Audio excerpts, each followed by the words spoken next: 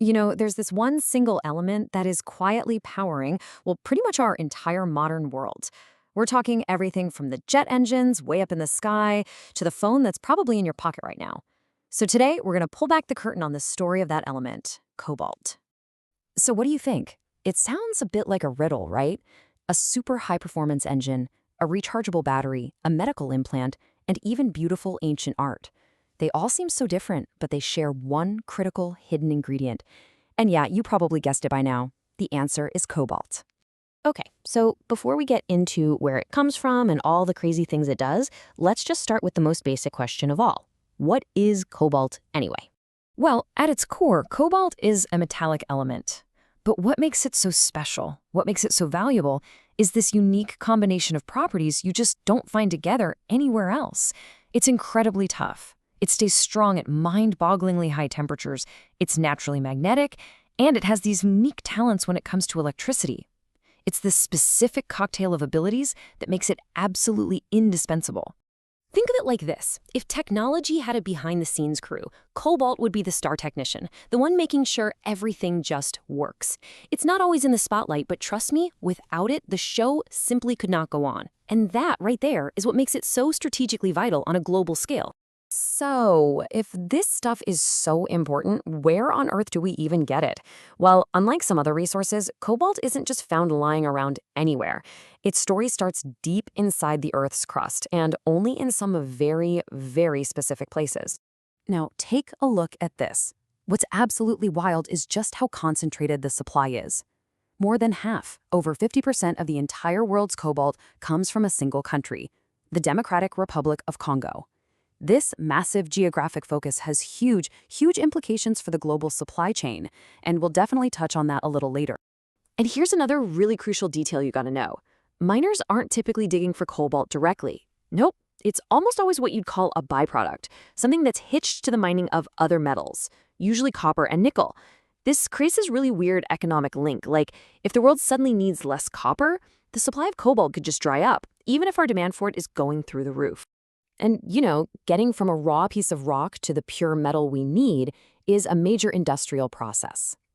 First, you have to extract the ore from the ground. Then, it's all crushed up to free the valuable minerals inside. Next, it's concentrated to get as much cobalt as possible packed together. And finally, through some pretty complex chemistry, it's refined into the high-purity metal that all of our technology demands. All right, so all that effort is for a very, very good reason. Cobalt is incredibly versatile, a true metal of many talents. So let's take a look at the amazing range of jobs it actually performs for us.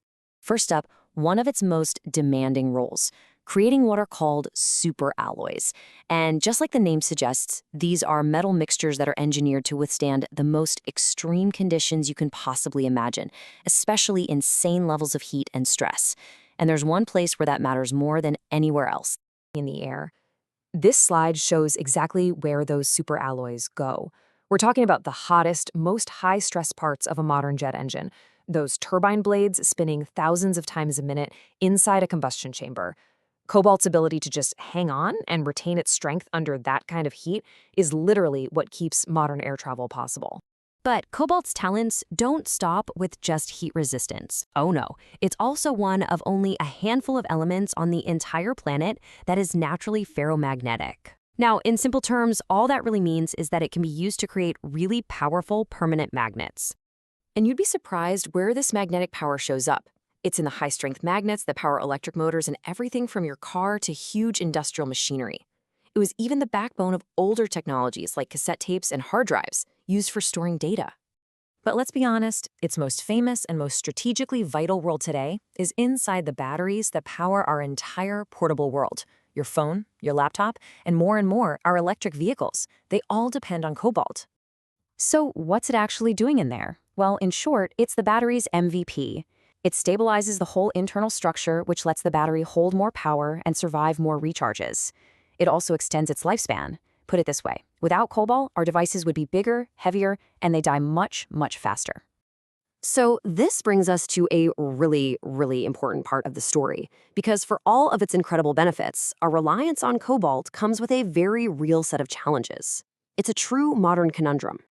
And this lays out the dilemma perfectly.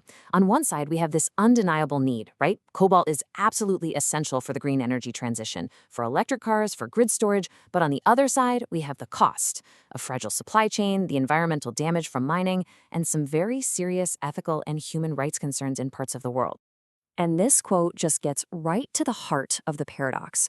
The very technologies that we're counting on to build a cleaner future are for now dependent on a material with a complicated and often really dirty supply chain.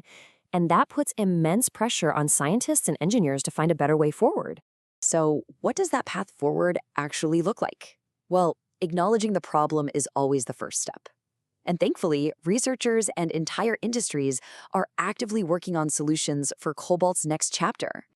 And the approach isn't just one thing, it's coming from all sides. It involves creating more transparent supply chains so we can ensure ethical sourcing. It means intense research into new battery chemistries that use way less cobalt, or maybe even none at all. And it absolutely 100% means getting much, much better at recycling. Now, of all the solutions we've got, recycling might just be the most powerful one. Pulling cobalt out of an old battery uses way less energy and water than digging it out of the ground. Every single atom of cobalt we recycle is one that we don't have to mine, essentially turning yesterday's waste into tomorrow's clean energy. Which, in the end, leaves us with this one final essential question. Cobalt has shown us the incredible power that's hidden within our planet. The challenge for us now is to harness that power with wisdom, with foresight. We know the future is electric, but making that future sustainable and ethical for everyone, well, that is the real test. Thanks for joining me.